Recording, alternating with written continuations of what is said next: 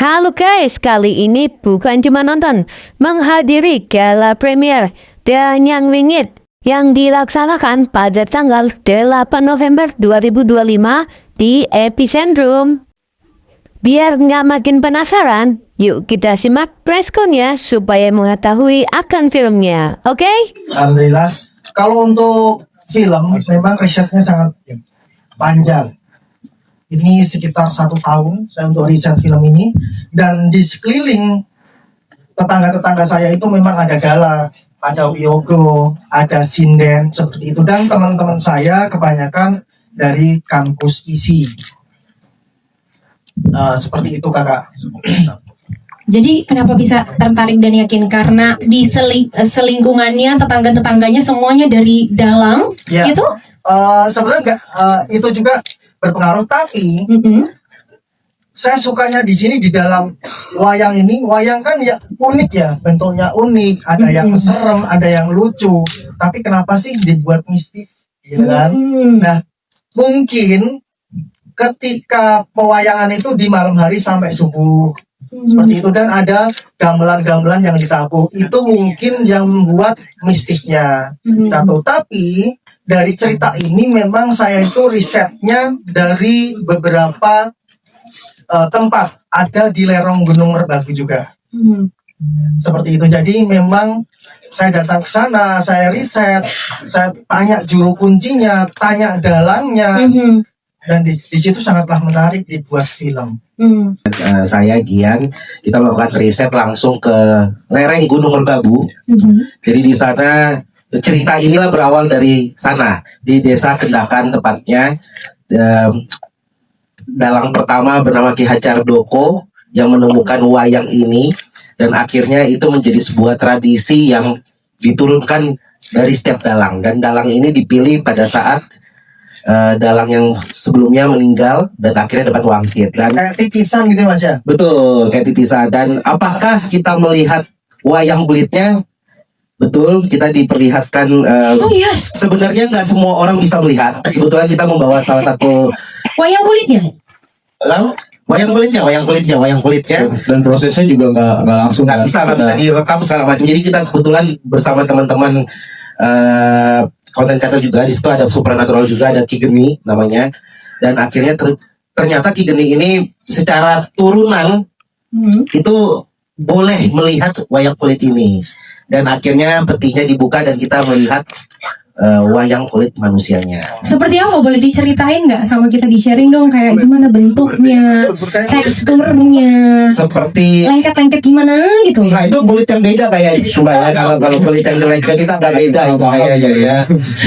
Kulit korban kali ya. Ada di itu kikil kikil ya, lebih ke kikil. sama tunjuk. Jadi sebenarnya wayangnya ini ya mungkin hampir sama dengan wayang yang ada di film tersebut. Jadi sebenarnya wayang yang ada di box dari kotak yang disimpan sakral sampai hari ini itu campuran antara kulit kerbau dan dilapisin dengan kulit manusia. Karena kalau kulit manusia langsung tuh tipis. Ini adalah mungkin ini film pertamaku, hitungannya film pertamaku yang porsinya banyak banget, menjadi seorang karakter yang serius. Biasanya komedi gitu kan. Aku juga bingung kenapa nih Mas Agus memilih diriku gitu. Nggak ada lucunya sama sekali. Tapi pernah sih ada satu scene yang dimana Mas Agus tuh boleh mengizinkan untuk melucui gitu kan. Dan di situ juga Bisa saya sih, kenapa dikasih sih? Atau udah serius aja? atau Mas Agus kasihan kayaknya. Kalau untuk pelajaran sih, jujur ya, ini benar-benar yang budaya yang jauh. Benar kata Mas Agus, kayaknya untuk wayang, saya aja, mohon maaf ini sebelumnya, belum pernah saya nonton wayang satu kali pun. Mungkin belum 34 tahun saya. Mungkin 4 tahun kemudian saya akan nonton ya. Nonton ya, Sebelum yang di masuk Jogja. Betul. Nah itu tuh budaya yang ada di dalam skrip aja sudah sangat kental gitu. Maksudnya saya meriset sesuatu juga benar-benar yang kayak, oh ini nggak bisa dimain-mainin nih. Benar-benar harus yang kayak pakemnya itu tuh yang aku ngerasa bahwa sebagai komedian, apalagi harus menjauhkan diriku yang sebenarnya. Orang tuanya barang, dan waktu itu loh udah mati kan, ini horor ini. Ini nggak di setting ini. nggak dikasih setting nih beneran. Kecabut kabelnya ya. Kabel. Iya, jadi saya berperan sebagai Setiaji, menjadi orang tuanya Bara atau bapaknya Bara.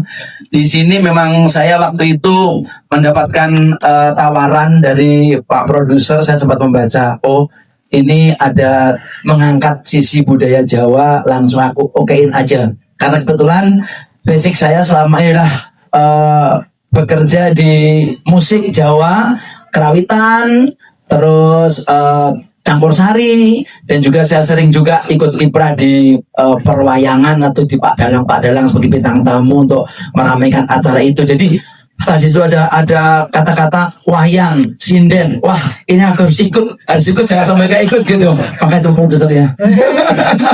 Dengan seperti itu aku bisa totalitas gitu. Pikir saya ya, ternyata aku mikirnya apa? Ini nanti dikasih peran Wiyogo. Wiyogo tuh pemain musiknya gamelan Jawa itu, atau mungkin gerong. Gerong itu bisa dibilang sinden cowoknya. Kalau sinden ceweknya yang pakai sanggul, lah kalau gerongnya pakai belangkon, pakai baju Jawa. Aku pikirnya gitu. Ternyata tidak. Aku menjadi bapaknya Bara. Dan bapaknya Bara aku pikir ya udah menjadi orang tua aja pikirku. Ternyata harus ada adegan-adegan yang itu di luar nalar saya. Tapi luar biasa. Beliau-beliau membimbing saya untuk menjadi seperti yang diharapkan Pak Produser.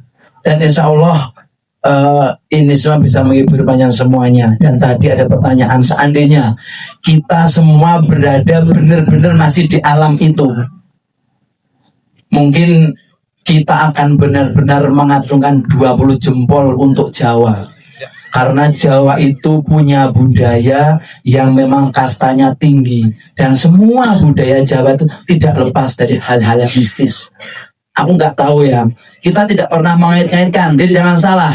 Tidak pernah mengait-ngaitkan pementasan wayang kok dikait-kaitkan dengan mistis. Kita tidak begitu. Tapi karena setiap wayang dipentaskan itu harus ada kalimat-kalimat atau mantra-mantra Jawa. Dan mantra-mantra Jawa itu dari mulai orang tua kita sampai generasi muda sekarang tidak ada bisa yang mengartikan itu artinya apa. Yang tahu hanya yang menciptakan dari mantra tersebut. Nah, mungkin yang bisa kita kulik di sini, kenapa sih Jawa itu kuat? Ya karena wong Jawa itu senang prihatin. Prihatin itu adalah apa ya? Bisa dibilang prihatin tuh puasa sering, terus sering mengalami hal-hal yang kadang aneh, tapi ya itulah mungkin wujud kedekatan dari Sang Khalik dengan orang Jawa yang selalu prihatin tadi. Bahkan orang Jawa pernah ada yang bilang puasa Senin Kemis 40 hari 40 malam di mana dimasukkan dalam liang kubur, tidak makan, tidak ada sinar, tidak ada penerang, tapi kuat. Itulah hebatnya orang-orang dulu. Horor dong, Kak? Kenapa? Horor dong. Ya mungkin bisa tinggal kita. Seni itu luas. Wujud sisi pandangnya dari mana? Kalau kita mengartikan itu horor, ya memang horor. Tapi kalau kita dari sisi seninya, oh ternyata ada hal yang indah di balik itu. Betul nggak teman-teman? Nah makanya seandainya kita ditanya, bagaimana apabila kita berada di masa itu, dengan jaya-jayanya orang Jawa yang belum ada sentuhan era-era digital seperti ini, ya mungkin kita akan terbawa juga. Yang kita harus prihatin, sering puasa, bahkan tidak usah makan nasi tapi makan kembang.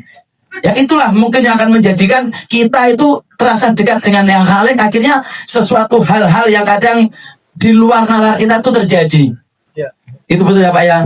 Kalau dibilang susah atau enggak, setiap peran itu kan pasti punya tantangannya sendiri ya untuk para pemainnya. Pastinya harus mendalami, harus mengerti karakternya, harus memaknai arti dari cerita itu sendiri, dan hingga cerita yang dapat kita tampilkan itu nanti sampai ke penontonnya dengan tepat atau sesuai dengan apa yang kita inginkan. Kalau untuk menjadi sinden sendiri, sinden itu pada dasarnya sudah sulit. Mereka dididik dari kecil, dilatih dari kecil dengan pelatihan yang khusus, dibentuk dengan cara yang khusus.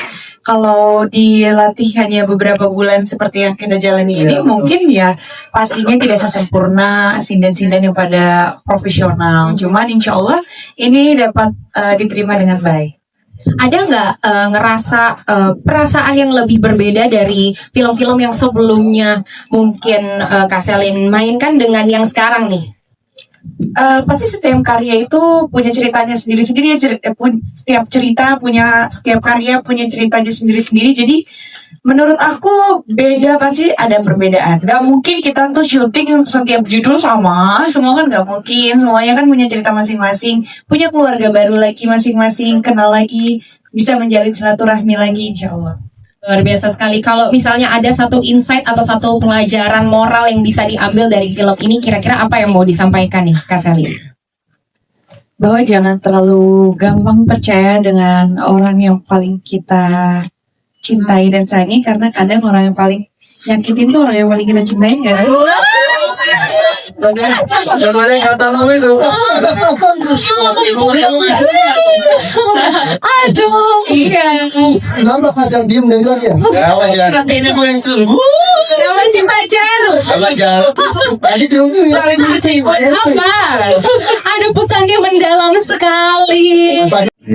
Tadi ada di film. Kalau terjemahannya sangat merdu sekali dalam bahasa Indonesia-nya begini. Dengan menyebut sukma dengan cinta dan kasih, menyatulah dalam satu rasa.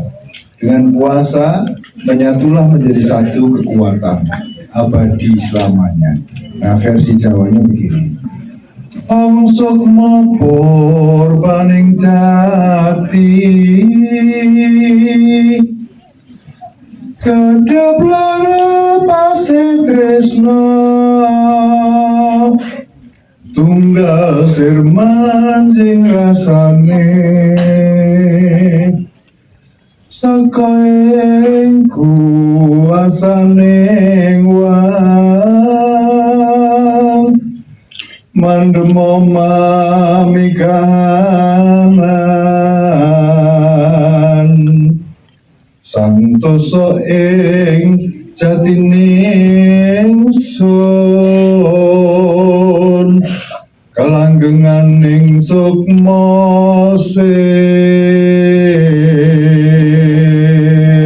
Mungkin umur 25, 20 tahun belum, kadang malah nggak tahu wayang itu seperti apa caranya, ya kan?